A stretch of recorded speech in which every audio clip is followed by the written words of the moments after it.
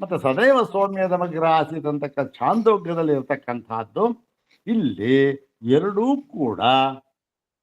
ಕಡೆಯಲ್ಲಿಯೂ ಕೂಡ ಉಪಕ್ರಮವು ಬೇರೆಯಾಗಿ ಕಂಡಿರುವುದರಿಂದ ಒಂದು ಕಡೆ ಆತ್ಮ ಅಂತ ಇದೆ, ಒಂದು ಕಡೆ ಸತ್ ಅಂತ ಇದೆ. ಆದ್ದರಿಂದ ಇದು ಎರಡೂ ಕೂಡ ಒಂದೇ ತತ್ವವನ್ನು ಹೇಳುತ್ತಿಲ್ಲ, ಎರಡೂ ಕೂಡ ಬೇರೆ ಅಂತ ಹೇಳಿ ಆ ಒಂದು ಬೇರೆ ಅಂತ ಯಾವ ಅರ್ಥ ಮಾಡಿದ್ರೆ ಏನಾಗುತ್ತೆ ಅವನ್ನೆಲ್ಲ ಚಾಂದೋಗ್ಯದಲ್ಲಿ ಹೇಳಿದ್ದಾರೆ.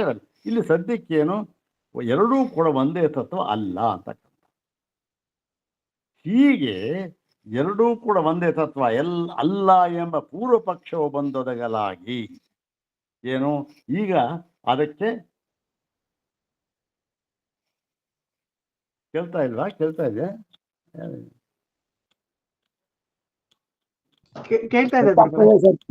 ಕಟ್ಟಾಗ್ತಾ ಇದೆ ಮಧ್ಯೆ ಮಧ್ಯೆ. ಹೌದಾ? ಇದೆಲ್ಲ ಫೋನ್ ಮಾಡಿದ್ರೆ ಫೋನ್ ಬರ್ತಾ ಇದೆ. ನೋಡೋಣ ಬೇಕು ಏನು ಸರಿಯಾಗಿಲ್ಲ ಇವತ್ತು. ಯಾಕೋ ಸರಿಯಾಗಿ ಇವತ್ತು ಇದು ಸಿಕ್ಕಿಲ್ಲ, ಯಾಕೋ ಗೊತ್ತಾಗಿಲ್ಲ. ನೋಡೋಣ. ಹೀಗೆ ಪೂರ್ವ ಪಕ್ಷ ಹೀಗೆ ಎಂಬ ಪೂರ್ವ ಪಕ್ಷವು ಬಂದೊದಗಲಾಗಿ ಏನು ಅಂತಕ್ಕಂಥದ್ದು ಇವತ್ತಿನ ಒಂದು ಭಾಗ. ನೋಡೋಣ ಅದನ್ನ. ತಥಾ ಪ್ರಾಪ್ತೆ ಅಭಿಧೀಯತೆ, ತಥಾ ಪ್ರಾಪ್ತೆ ತಥಾ ಪೂರ್ವಪಕ್ಷೆ ಸಂಪ್ರಾಪ್ತೆ ಇತ್ಯರ್ಥ.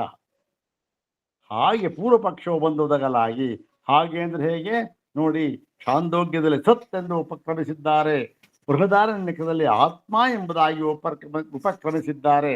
ಆದ್ದರಿಂದ ಎರಡೂ ಕೂಡ ಬೇರೆ ಬೇರೆಯ ತತ್ವವನ್ನು ಹೇಳುತ್ತಿವೆ, ಒಂದಲ್ಲ. ಅಲ್ಲಿ ಪರಮಾತ್ಮ ಇರಬಹುದು, ಇಲ್ಲಿ ಸತ್ ಎಂಬುದಾಗಿ ಬೇರೆಯ ತತ್ವ ಇಲ್ಲಿ ಅಂತ. ಹೀಗೆಂಬ ಪೂರ್ವ ಪಕ್ಷವು ಬಂದೊದಗಲಾಗಿ ಅಭಿಧೀಯತೆ, ಇಲ್ಲಿ ನಾವು ಹೇಳ್ತೇವೆ ಏನು ಅಂತಂದ್ರೆ ಆತ್ಮಗೃಹೀತಿ ಸದೈವ ಸೌಮ್ಯದಮಗ್ರ ಆಸೀತ್ ಇತ್ಯತ್ರ ಛಂದೋಗಾನಾಮಪಿ ಭವಿತುಮರ್ಹತಿ. ಇಲ್ಲಿ ಆತ್ಮಗೃಹಿ ಸದೈವ ಸೌಮ್ಯದಮಗ್ರ ಆಸೀತ್ ಇತ್ಯತ್ರ ಅಂದ್ರೆ ಸದೈವ ಸೌಮ್ಯದಮಗ್ರ ಆಸೀತ್ ಎಂದು ಉಪಕ್ರಮವಾಗಿರುವ ಇಲ್ಲಿ ಎಲ್ಲದು ಛಂದೋಗಾನಾಮಪಿ ಅಂದ್ರೆ ಛಾಂದೋಗ್ಯೋಪನಿಷತ್ತಿನಲ್ಲಿಯೂ ಕೂಡ ಈ ಸದೈವ ಸೌಮ್ಯ ಇದೆಯಲ್ಲ, ಇಲ್ಲಿ ಏನಾಗಿದೆ, ಆತ್ಮಗೃಹೀತಿ ಭವಿತುಮರ್ಹತಿ. ಆತ್ಮಗೃಹೀತಿ ಇಲ್ಲಿ ಪರಮಾತ್ಮನನ್ನೇ ಗ್ರಹಣ ಮಾಡಬೇಕು ಎಂಬುದಾಗಿ ಇಲ್ಲಿ ನಾವು ಅರ್ಥವನ್ನು ಮಾಡಬೇಕು. ಸತ್ ಎಂಬ ಪದವಿದ್ದರೂ ಕೂಡ ಇಲ್ಲಿ ಆ ಬೃಹದಾರಣ್ಯಕದಲ್ಲಿ ಹೇಳಿರುವಂತೆ ಆತ್ಮ ಶಬ್ದದಿಂದ ಉಪಕ್ರಮ ಆಗಿದೆಯಲ್ಲ, ಅದೇ ಆತ್ಮನನ್ನೇ ಇಲ್ಲಿಯೂ ಕೂಡ ನಾವು ಸಚ್ಛಬ್ದನಿಂದ ತಿಳಿಯಬೇಕು, ಬೇರೆ ಯಾವುದನ್ನೂ ಅಲ್ಲ.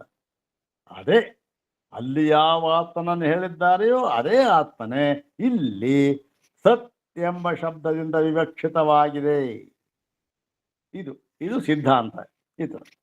ಹೇಗೆ, ಯಾಕೆ ಅಂದ್ರೆ ಇತರವತ್ ಅಂದ್ರೆ ಅಲ್ಲಿ ಬೃಹದಾರಣ್ಯಕಲ್ಲಿರತಕ್ಕಂಥ ವಾಕ್ಯದಲ್ಲಿ ಅದರಂತೆ. ಏನು ಅಂತಂದ್ರೆ ಯಥಾ ಕಥಮ ಆತ್ಮ, ಅಲ್ಲಿದೆ ಕಥಮ ಆತ್ಮ ಬೃಹದಾರಣ್ಯಕ ವಾಕ್ಯ. ಇತ್ಯತ್ರ ವಾಯುಸನೇನಾಂ ಆತ್ಮಗ್ರಹೀತಿ ತಥೈವ. ಹೇಗೆ ಇತರವತ್ತು ಬೇರೆಯ ಕಡೆ ಅಂದ್ರೇನು, ಬೃಹದಾರಣ್ಯಕೋಪನಿಷತ್ತಿನಲ್ಲಿ ಈ ಕಥಮ ಆತ್ಮ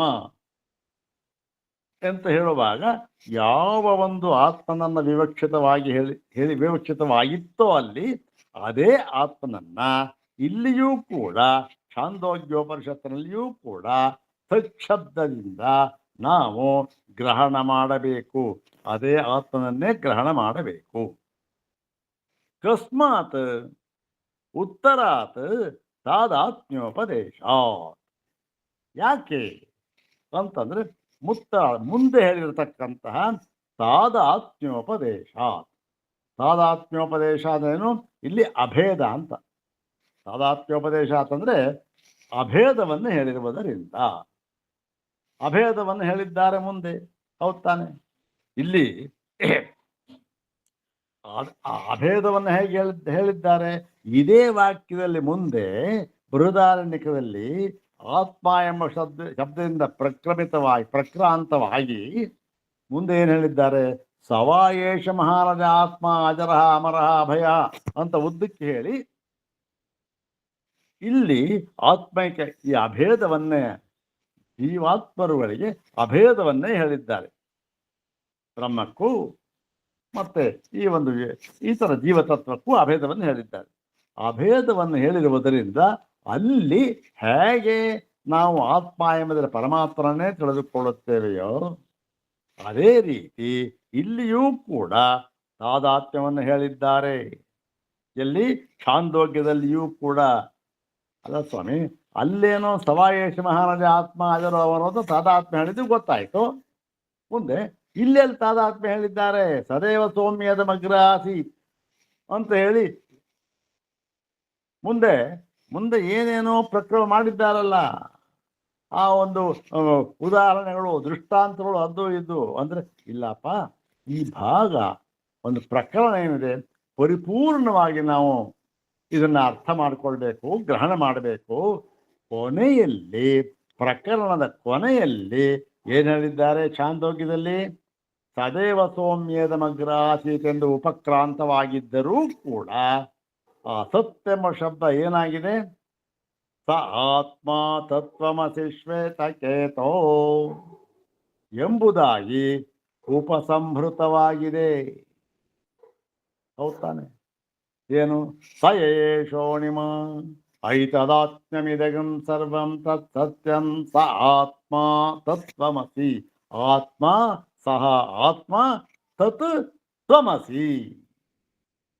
ಆತ್ಮ ಬ್ರಹ್ಮ ಎರಡು ಒಂದೇ. ತತ್ವ ಅಂದ್ರೆ ಬ್ರಹ್ಮ, ಬ್ರಹ್ಮ ತ್ವಮಸಿ ನೀನು. ಹೀಗೆ ಆತ್ಮ ಅಂತ ಹೇಳಿ ಬ್ರಹ್ಮ ಅಂತ ಹೇಳಿ ಅದನ್ನು ತ್ವಂ ಅಸಿ ನೀನಾಗಿದ್ದೀಯೇ ಎಂಬುದಾಗಿ ಅಭೇದವನ್ನು ಹೇಳಿದ್ದಾರೆ, ತಾದಾತ್ಮ್ಯವನ್ನು ಹೇಳಿದ್ದಾರೆ. ಯಾವುದರಲ್ಲಿ ತಾದಾತ್ಮ್ಯ? ಆ ಒಂದು ಸಚ್ಛಬ್ದ ವಾಕ್ಯವಾದ ಪರಮಾತ್ಮನಲ್ಲಿ ತಾದಾತ್ಮ್ಯ ಇಲ್ಲಿಯೂ ಹೇಳಿದ್ದಾರೆ. ಯಾಕೆ? ಸ ಆತ್ಮ ಅಂತ ಹೇಳಿದ್ದಾರೆ. ಸತ್ತೆಂದು ಉಪಕ್ರಾಂತವಾಗಿತ್ತು, ಅದನ್ನೇನು ಹೇಳಿದ್ರಲ್ಲಿ? ಸ ಆತ್ಮ ಅಂತ ಹೇಳಿ ಅದೇನಾಗಿದೆ? ಅದು ತತ್ವಮಸಿ. ಆ ಒಂದು ಬ್ರಹ್ಮತತ್ವ ಇದೆಯಲ್ಲ, ಅದು ನೀನಾಗಿದ್ದೀಯ ಅಂತೇಳಿ ತಾದಾತ್ಮ್ಯವನ್ನು ಹೇಳಿದ್ದಾರೆ. ಅಲ್ಲಿಯೂ ಕೂಡ ಆತ್ಮ ಎಂಬ ಶಬ್ದದಿಂದ ಉಪಕ್ರಮಿಸಿ ಸವಾಯೇಶ ಮಹಾರಾಜ ಆತ್ಮ ಅಜರು ಅಮರು ಅಂತ ಹೇಳಿ ಅಲ್ಲಿಯೂ ಕೂಡ ತಾದಾತ್ಮ್ಯವನ್ನು ಹೇಳಿದ್ದಾರೆ. ಹೀಗಾಗಿ ಎರಡೂ ಕಡೆಯಲ್ಲಿಯೂ ಕೂಡ ತಾದಾತ್ಮ್ಯವನ್ನು ಹೇಳಿರುವುದರಿಂದ ಎಲ್ಲಿ? ಮುಂದೆ ಉತ್ತರಾತ್ ಅಂದ್ರೆ ಉತ್ತರ ವಾಕ್ಯ ಸಾಮರ್ಥ್ಯಾತ್ ಅಂತ ಹೇಳಿ ಈ ಉತ್ತರ ವಾಕ್ಯ ಸಾಮರ್ಥ್ಯದಿಂದ ನಾವು ಹೀಗೆ ತಿಳಿಯಬೇಕು. ಎರಡೂ ಕೂಡ ಬೇರೆ ಬೇರೆ ಅಲ್ಲ, ಎರಡೂ ಕೂಡ ಒಂದೇ ಶಬ್ದ. ಅಲ್ಲಿ ಆತ್ಮ ಎಂಬ ಉಪಕ್ರಾಂತವಾಗಿದೆ, ಇದು ಸತ್ತೆಂದು ಉಪಕ್ರಾಂತವಾಗಿದೆ. ಆದರೆ ಉಪಸಂಹಾರ ಹೇಗಾಗಿದೆ? ಉಪಸಂಹಾರ ಎರಡೂ ಕಡೆಯಲ್ಲಿ ತಾದಾತ್ಮ್ಯದಿಂದ, ಎರಡೂ ಕಡೆಯಲ್ಲಿ. ಹೌದು ತಾನೆ? ಅಲ್ಲಿ ಸವಾಯೇಶ ಮಹಾರಾಜ ಆತ್ಮ ಅಂತ ಆಗಿದೆ, ಇಲ್ಲಿ ಸ ಆತ್ಮ ತತ್ವಮಸಿ ಅಂತ ಉಪಸಂಹೃತವಾಗಿದೆ. ಹೀಗಾಗಿ ಎರಡೂ ಒಂದೇ ಆಗಿದೆಯಪ್ಪ. ಇಲ್ಲಿ ಯಾವ ಭೇದವನ್ನು ಹೇಳಿಲ್ಲ, ಬೇರೆ ಬೇರೆ ಅಂತ ಹೇಳಿಲ್ಲ. ಉಪನಿಷತ್ತು ಏನ್ರಿ ಒಂದು ಕಡೆ ಹೀಗೆ ಹೇಳಿದೆ, ಇನ್ನೊಂದು ಕಡೆ ಇನ್ನೊಂದು ಶಬ್ದ ಹೇಳಿಬಿಟ್ಟು ಇನ್ಯಾವುದೋ ಬೇರೆ, ಏನೂ ಅಲ್ಲ. ಸರ್ವೇಷು ಹಿ ವೇದಾಂತೇಷು ವಾಕ್ಯಾನಿ ತಾತ್ಪರ್ಯೇಣ ಏತಸ್ಯಾರ್ಥಸ್ಯ ಪ್ರತಿಪಾದಕತ್ವೇನ ಸಮನುಗತಾನಿ. ಎಲ್ಲಿ? ಮೊಟ್ಟ ಮೊದಲು ತತ್ವ ಸಮನ್ವಯ. ತದ್ಬ್ರಹ್ಮ ಸರ್ವಶಕ್ತಿ ಜಗದುತ್ಪತ್ತಿ ಸ್ಥಿತಿ ನಾಶ ಕಾರಣಂ ವೇದಾಂತ ಶಾಸ್ತ್ರ ದೇವ ಅವಗಮ್ಯತೆ ಕಥಂ ಸಮನ್ವಯಾತ್ ಹೇಳಿದ್ರಲ್ಲ. ಇದು ಇಲ್ಲಿ ಇನ್ನೊಂದು ವಿಚಾರ ನಾನು ಹೇಳೋಕ್ಕೆ ಇಷ್ಟಪಟ್ಟು, ಇಲ್ಲಿಗೆ ಸಂಬಂಧಪಟ್ಟಿಲ್ಲ. ಆದ್ರೂ ಈ ವಾಕ್ಯ ಎಲ್ಲ ಇವಾಗ ತಾವು ಕೇಳಿದ್ರಿ, ನಾನು ಹೇಳಿದ್ನಲ್ಲ, ನಿಮಗೆ ಹೇಗನ್ನಿಸ್ತು ಅಂದರೆ, ನಾವು ಸಾಮಾನ್ಯವಾಗಿ ಸಂಸ್ಕೃತ ಜ್ಞಾನ ಉಳ್ಳವರು, ಹೌದು ತಾನೆ? ನಮಗೆ ನೋಡಿ, ಈಗ ತದ್ಬ್ರಹ್ಮ ಸರ್ವಶಕ್ತಿ ಜಗದುತ್ಪತ್ತಿ ಸ್ಥಿತಿ ಲಯ ಕಾರಣಂ ವೇದಾಂತ ಶಾಸ್ತ್ರ ದೇವ ಅವಗಮ್ಯತೆ. ಪೃಷ್ಠ ಒಂದು ವಾಕ್ಯ ಆಯಿತು. ಈ ವಾಕ್ಯ ಎಷ್ಟು ಸರಳವಾಗಿದೆ, ಏನಾದರೂ ಅರ್ಥ ಆಗೋದಕ್ಕೆ ಕಷ್ಟ ಆಗತ್ತಾ? ಏನೂ ಇಲ್ಲ. ಹೀಗೆ ಇದು ಒಂದು ವಾಕ್ಯ, ಇಂಥ ಎಲ್ಲ ವಾಕ್ಯಗಳು ಅಷ್ಟೆ. ಅಂದ್ರೆ ಏನು, ಇಲ್ಲಿ ಸೂತ್ರ ಭಾಷೆ ಶಂಕರ ಭಗವತ್ಪಾದರ ಶೈಲಿ ಅತ್ಯಂತ ಸರಳ, ಆದರೆ ವಿಚಾರ ಅತ್ಯಂತ ಗಹನ. ಹೀಗೆ ಅತ್ಯಂತ ಗಹನವಾಗಿರತಕ್ಕಂಥ, ಗಹನ ತಮವಾಗಿರತಕ್ಕಂಥ, ತಮವಾಗಿರತಕ್ಕಂಥ ಗಂಭೀರವಾದ ತತ್ವವನ್ನ ಅತ್ಯಂತ ಸರಳವಾದ ಭಾಷೆ, ಎಲ್ಲರಿಗೂ ಅರ್ಥ ಆಗಬೇಕು, ಸಾಮಾನ್ಯ ಸಂಸ್ಕೃತ ಜ್ಞಾನ ಇರೋನು ಅರ್ಥ ಆಗಬೇಕು, ಆ ಶೈಲಿನ ಬರೆದಿದ್ದಾರೆ. ಹೌದು ತಾನೆ? ನಾವೆಲ್ಲ ಈಗಲೂ ನೋಡ್ತಾ ಇದ್ದೇವೆ ಎಲ್ಲ. ಆದರೆ ಯಾಕೆ ನಾನು ಹೇಳ್ತಾ ಇದ್ದೀನಿ ಅಂದರೆ, ಒಂದು ಈ ಶ್ವೇತಾಶ್ವತರ ಉಪನಿಷತ್ತಿನಲ್ಲಿ, ಶ್ವೇತಾಶ್ವತರ ಉಪನಿಷತ್ತಿನಲ್ಲಿ ಅದಕ್ಕೂ ಕೂಡ ಶಾಂಕರ ಭಾಷ್ಯ ಇದೆ ಅಂತ ಮುದ್ರಿತವಾಗಿದೆ, ಎಲ್ಲ ಕಡೆ ಮುದ್ರಿತವಾಗಿ ಶಾಂಕರ ಭಾಷ್ಯ ಮುದ್ತಾರೆ. ಅಲ್ಲಿ ಈಗ ನಾವು ಮುಂದುವರೆಯನ್ನು ಪ್ರಾರಂಭ ಮಾಡ್ತಾ ಇದ್ದೀವಲ್ಲ, ಅಲ್ಲಿ ನೋಡಿ, ಏನು ಹೋಲಿಸಿ ನೋಡಿ. ಈ ವಾಕ್ಯಕ್ಕೂ ಇಲ್ಲಿ ಬಂದಿರತಕ್ಕಂಥ ವಾಕ್ಯವು ಅಲ್ಲಿಯೂ ಬರುತ್ತೆ, ಮುಂದೆ ಬರುತ್ತೆ. ಆ ವಾಕ್ಯಕ್ಕೂ ಕೂಡ ಹೋಲಿಸಿ ನೋಡಿದಾಗ ಅಜಗಜಾಂತರ ವ್ಯತ್ಯಾಸ. ಹೀಗಾಗಿ ಅಲ್ಲಿ ಎಲ್ಲ ಸಾಧನಗಳನ್ನ ಅತ್ಯಂತ ಮನೋಜ್ಞವಾಗಿ ಹೇಳಿದ್ದಾರೆ.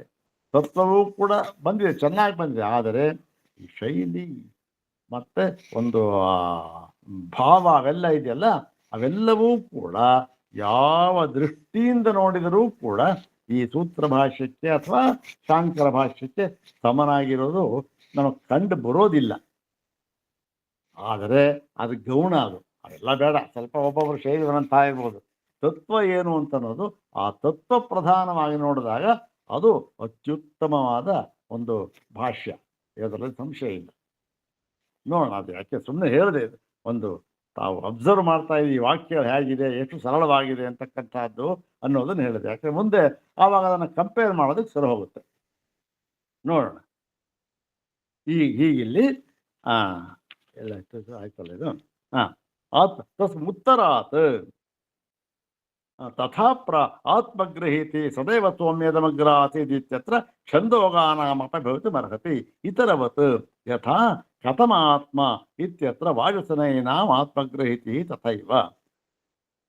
ಬೃಹದಾರಣ್ಯಕದಲ್ಲಿ ಕಥಮಾತ್ಮ ಎಂಬ ಸಂದರ್ಭದಲ್ಲಿ, ವಾಕ್ಯದಲ್ಲಿ ಆತ್ಮ ಎಂಬ ಶಬ್ದಕ್ಕೆ ನಾವು ಯಾವ ಒಂದು ಆತ್ಮನ ಗ್ರಹಣ ಮಾಡಿದ್ದೇವೆಯೋ ಅದೇ ರೀತಿ ಛಾಂದೋಗ್ಯದಲ್ಲಿಯೂ ಕೂಡ ನಾವು ಈ ಸಚ್ಛಬ್ದದಿಂದ ಅದೇ ಆತ್ಮನನ್ನೇ ಗ್ರಹಣ ಮಾಡಬೇಕು.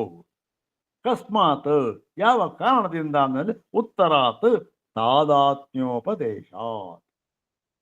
ನೋಡಿ, ಇದು ಸರಳ, ಎಷ್ಟು ಸರಳವಾಗಿದೆ ನನ್ನ ವಾಕ್ಯ, ಉದ್ದುದ್ದ ವಾಕ್ಯ ಇಲ್ಲ. ಹೇಗೆ ಅಂದರೆ ತಾದಾತ್ಮ್ಯೋಪದೇಶ, ಎರಡೂ ಕಡೆಯಲ್ಲಿಯೂ ಕೂಡ ತಾದಾತ್ಮ್ಯವನ್ನು ಉಪದೇಶ ಮಾಡಿರುವುದರಿಂದ, ಅಭೇದವನ್ನ ಉಪದೇಶ ಮಾಡಿರುವುದರಿಂದ. ಅಂದ್ರೆ ಅಭೇದ ಎಲ್ಲಿ ಹೇಳಿದ್ದಾರೆ?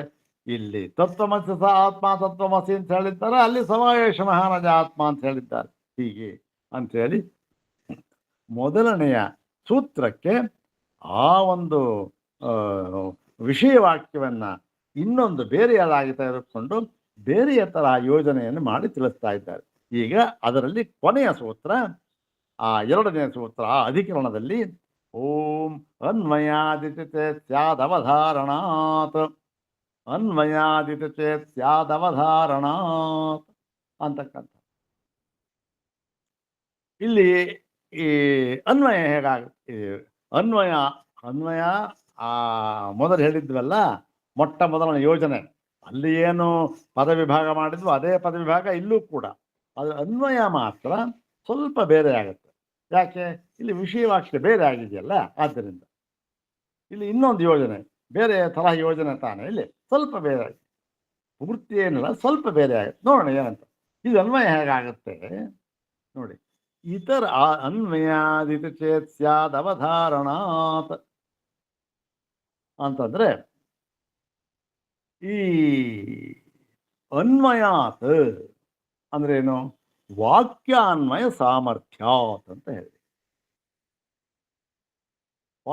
ಅನ್ವಯ ಅಂದರೆ ವಾಕ್ಯಾನ್ವಯ, ವಾಕ್ಯದಲ್ಲಿ ಉಪಕ್ರಮದಿಂದ ಹಿಡಿದು ಉಪಸಂಹಾರದವರೆಗೆ ಯಾವುದು ಅನ್ವಿತವಾಗಿದೆ ಅಂತ ನೋಡಿದಾಗ ನಮಗೇನಾಗುತ್ತೆ, ಅದರ ಒಂದು ಬಲದಿಂದ ಅಂದ್ರೆ ಏನು ಅನ್ವಯ ಅಂತಂದ್ರೆ ವಾಕ್ಯಾನ್ವಯ ಸಾಮರ್ಥ್ಯಾತ್ ಏನು ಗೊತ್ತಾಗುತ್ತೆ ಅಂದ್ರೆ ಅತ್ರ ಆತ್ಮಶಬ್ದಸ್ಯ ಎಲ್ಲಿ ಆ ಕಥಮ ಆತ್ಮೇತಿ ಅಂತ ಹೇಳಿದ ಅಲ್ಲಿ ಮತ್ಸತ್ ಅಂತ ಹೇಳಿದ ಆತ್ಮಶಬ್ದಸ್ಯ ಪರಮಾತ್ಮ ನ ಗೃಹೀತವ್ಯ ಇತಿ. ಇದು ಪೂರ್ವಪಕ್ಷ. ಇಲ್ಲಿ ನೋಡಿ, ಇದು ಪೂರ್ವಪಕ್ಷ ಮಾಡಿದ. ಅನ್ವಯಾತ್ ವಾಕ್ಯಾನ್ವಯವನ್ನು ನೋಡಿದಾಗ ನೋಡಿ ಸ್ವಾಮಿ, ಪೂರ್ವಪಕ್ಷ ಹೇಳ್ತಾ ಇದ್ದಾನೆ, ಶಂಕರಾಚಾರ್ಯರೇ ಎಲ್ಲ ಮೊದಲನೇ ಸೂತ್ರಕ್ಕೆ ಅರ್ಥ ಮಾಡಿದ್ರೆ ಸರಿ ಹೋಯ್ತು. ಆದರೆ ವಾಕ್ಯಾನ್ವಯ ಸಾಮರ್ಥ್ಯದಿಂದ ವಾಕ್ಯದಲ್ಲಿ ಉಪಕ್ರಮದಿಂದ ಹಿಡಿದು ಉಪಸಂಹಾರದವರೆಗೆ ನಿಯಮ ಏನು ಸ್ವಾಮಿ? ಉಪಕ್ರಮ ಯಾವ ರೀತಿಯಾಗಿದೆಯೋ, ಯಾವ ವಿಷಯದಿಂದ ಪ್ರಾರಂಭವಾಗಿದೆಯೋ ಉಪಸಂಹಾರವೂ ಕೂಡ ಅದೇ ವಿಷಯದಲ್ಲಿ ಕೊನೆಗೊಳ್ಳಬೇಕು. ಹೌದು ತಾನೆ? ಇದು ಉಪಕ್ರಮ ಉಪಸಂಹಾರಕ್ಕೆ ಏಕವಾಕ್ಯತೆ ಅಂತಕ್ಕಂಥದ್ದು ಇರಬೇಕು. ಇದು ನಿಯಮ. ಆದರೆ ಇಲ್ಲಿ ಏನಾಗಿದೆ, ಆ ನಿಯಮ ಇಲ್ಲಿ ಇಲ್ಲ ಸ್ವಾಮಿ. ಎಲ್ಲಪ್ಪ ಇಲ್ಲ? ಅದನ್ನು ಹೇಳ್ತೇವೆ, ಮುಂದೆ ಹೇಳ್ತೇವೆ. ಆ ನಿಯಮ ಇಲ್ಲ. ಯಾಕೆ? ಉಪಕ್ರಮ ಒಂಥರ ಇದೆ, ಉಪಸಂಹಾರ ಬೇರೆ ಆಗಿದೆ. ಏನಂತೇವೆ? ಇದು ಪೂರ್ವಪಕ್ಷ. ವಾಕ್ಯಾನ್ವಯ ಸಾಮರ್ಥ್ಯಾತ್ ಅತ್ರ ಆತ್ಮಶಬ್ದಸ್ಯ ಪರಮಾತ್ಮ ನ ಗೃಹೀತವ್ಯ, ಇಷ್ಟು ಪೂರ್ವಪಕ್ಷ. ಇತಿ ಚೇತ್, ಹೀಗೆಂಬ ಪೂರ್ವಪಕ್ಷವು ಬಂದುದಗಲಾಗಿ ಇಲ್ಲಿ ಪರಮಾತ್ಮ ಗ್ರಹಣಂ ಸ್ಯಾತ್. ಸ್ಯಾತ್ ಅವಧಾರಣ ಅಂತಿದೆಯಲ್ಲ, ಸ್ಯಾತ್. ಸ್ಯಾತ್ ಅಂದರೆ ಕಿಂ ಸ್ಯಾತ್? ಕಿಂ ಸ್ಯಾತ್ ಅಂದರೆ ಪರಮಾತ್ಮ ಗ್ರಹಣಂ ಸ್ಯಾತ್. ಇಲ್ಲಿ ಪರಮಾತ್ಮ ಗ್ರಹಣವನ್ನೇ ನಾವು ಹಿಡಿಯಬೇಕು. ಮುಂದೆ ಏನಿದೆ? ಅದಕ್ಕೆ ಹೇತು ಇದೆ, ಅವಧಾರಣಾತ್. ಕುತಃ ಅವಧಾರಣಾತ್. ಅದೇನಾಯ್ತು? ಪೂರ್ತಿ ವಾಕ್ಯ ಅನ್ವಯಾತ್ ವಾಕ್ಯಾನ್ವಯ ಸಾಮರ್ಥ್ಯಾತ್ ಅತ್ರ ಆತ್ಮಶಬ್ದಸ್ಯ ಪರಮಾತ್ಮ ನ ಗೃಹೀತವ್ಯ ಇತಿ ಚೇತ್. ಪೂರ್ವಪಕ್ಷ. ಪರಮಾತ್ಮನ ಗ್ರಹಣ ಮಾಡೋದಕ್ಕಾಗೋದಿಲ್ಲ ಸ್ವಾಮಿ. ಯಾಕೆಂದ್ರೆ ವಾಕ್ಯಾನ್ವಯ ಅದಕ್ಕೆ ಹೊಂದೋದಿಲ್ಲ.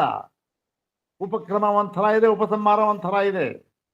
ಉಪಕ್ರಮ ಏನೋ ಪರಮಾತ್ಮನಿಂದ ಪ್ರಾರಂಭ ಮಾಡಿಬಿಟ್ರು, ಆತ್ಮ ಇದೆ ಸತ್ಶಬ್ದ ಒಂದೇ ಪರಮಾತ್ಮ.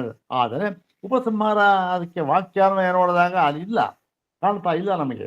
ಎಲ್ಲಿಂತ ನಾವು ಹೇಳ್ತೇವೆ ನಾವು. ಹಾಗಾಗಿ ಪರಮಾತ್ಮ ಗ್ರಹಣವನ್ನು ಎರಡೂ ಕಡೆ ಮಾಡೋದಕ್ಕೆ ಸಾಧ್ಯವಿಲ್ಲ.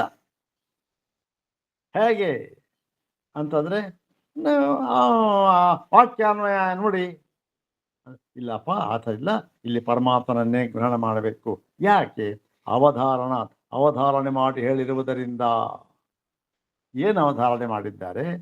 ಹೇಗೆ ಉಪಕ್ರಮ ಉಪಸಂಹಾರ ಸ್ವಲ್ಪ ವ್ಯತ್ಯಾಸವಾಗಿರುವಂತೆ ಕಂಡು ಬಂದಿದೆ. ಯಾವಾಗ ಉಪಕ್ರಮ ಉಪಸಂಹಾರ ಸ್ವಲ್ಪ ಬೇರೆ ಬೇರೆಯಾದ ಕಂಡು ಬರುತ್ತೋ ಆವಾಗ ತತ್ವ ಏನಾಗುತ್ತೆ? ಅದೂ ಕೂಡ ಬೇರೆ ಆಗುತ್ತೆ. ಹೀಗಾಗಿ ಒಂದು ಉಪಕ್ರಮ ಉಪಸಂಹಾರ ಎರಡೂ ಕೂಡ ಏಕವಾಕ್ಯತೆ, ಎರಡಕ್ಕೂ ಕೂಡ ಏಕವಾಕ್ಯತೆ ಇರಬೇಕು ಅಂತ ಅನ್ನೋದು ಹೊಂತ ಇಲ್ಲ. ಹೀಗಾಗಿ ಗೊಂದಲ ಸ್ವಾಮಿ. ಇಲ್ಲಿ ಪರಮಾತ್ಮನನ್ನ ನಾವು ಗ್ರಹಣ ಮಾಡಬಾರದು ಅಂದರೆ, ಇಲ್ಲಪ್ಪ ಗ್ರಹಣ ಮಾಡಬೇಕು. ಯಾಕೆ? ಅವಧಾರಣೆ ಮಾಡಿ ಹೇಳಿರುವುದರಿಂದ. ಏನನ್ನು ಅವಧಾರಣೆ ಮಾಡಿದ್ದಾರೆ, ಹೇಗೆ ಅವಧಾರಣೆ ಮಾಡಿದ್ದಾರೆ, ಇವೆಲ್ಲವೂ ಕೂಡ ಭಾಷ್ಯದಲ್ಲಿ ಪ್ರತಿಬಿಂಬಿತವಾಗಿದೆ. ಅದನ್ನು ನಾಳೆ ದಿವಸ ನೋಡೋಣ. ಓಂ ಶಾಂತಿ ಶಾಂತಿ ಶಾಂತಿ. ಓಂ ತತ್ಸತ್.